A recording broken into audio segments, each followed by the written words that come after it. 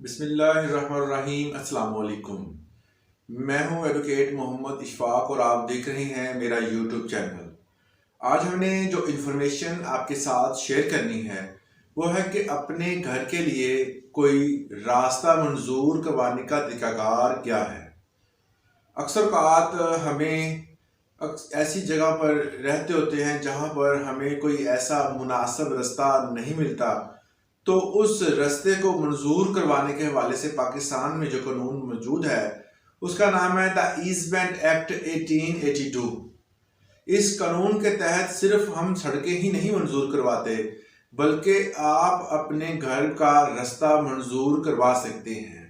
अपने खेत के लिए नहर का जो है वो रुख जो है अपनी जो खेत है उसकी तरफ करवा सकते हैं, या वहाँ से पानी का जो भी बहाव है उसको अपनी तरफ ले सकते हैं ज़रूरत के तहत।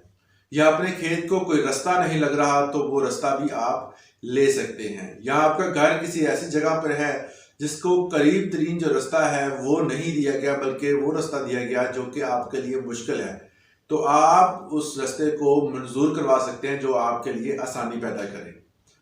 तो सबसे पहले आपने सरकारी रास्ता जो है या सरकारी सड़क जो है या सरकारी तौर पर नाला बनवाने के लिए आपने इस ईज़मेंट एक्ट के तहत जो है जो कि 1882 में बनाया गया था, बहुत ही आसान तरीकाकार है। ये कोई रॉकेट साइंस नहीं है कि आप कहें कि ये बड़ा मुश्किल है। आपने एक छोटा सा केस तैयार करना है जिसे कहते हैं कि सिविल सूट जो होता है, उस सिविल सूट को आपने कोर्ट में फाइल कर देना है। जब आप एक केस तैयार करके कोर्ट में फाइल कर देते हैं, कोर्ट में आपका जब केस जाता है तो कोर्ट आपके उस ज़रूरत को, उस चीज़ को मद्देनज़र रखते हुए जो आपने लिखा है, कोर्ट क्या करता है कि एक लोकल कमीशन को कायम कर देता है।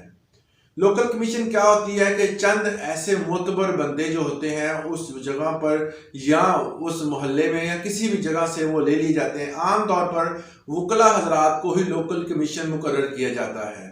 तो वकला के एक लोकल कमीशन बना दिया जाएगा और वो लोकल कमीशन जो है आपकी बताई हुई जगह पे जाएगा और वहां जाकर वो क्या करेगा कि उस जगह का मुआयना करेगा। मुआयना करने के बाद वो क्या एक ऐसा नक्शा तैयार करेगा जो कि सूटेबल हो उस जगह के लिए या उस घर के लिए या उस खेत के लिए। वो नक्शा तैयार करने के बाद कोर्ट में जमा करवा देगा। कोर्ट में जब ये जमा करवा दिया जाता है उसके बाद कोर्ट इसको देखता है और आपके फाइल किए हुए सूट में जो कुछ लिखा हुआ है उसको चेक करता है। उसके बाद अगर आपकी मुनासबत से वो सही हो जो आपने लिखा है और वही जो लोकल कमीशन जो है वही नक्शा बनाकर लेके आते हैं तो उस रास्ते की मंजूरी दे दी जाती है।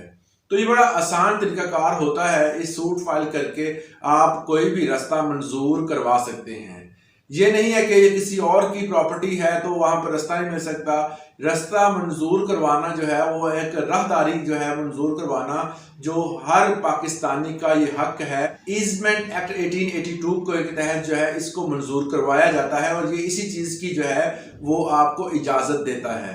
अब इसी तरीकाकार के तहत आप कोई भी खेत जाए इसको अगर पानी की रसाई नहीं हो रही तो आप नहरी पानी को अपने खेत के लिए मंजूर करवा सकते हैं।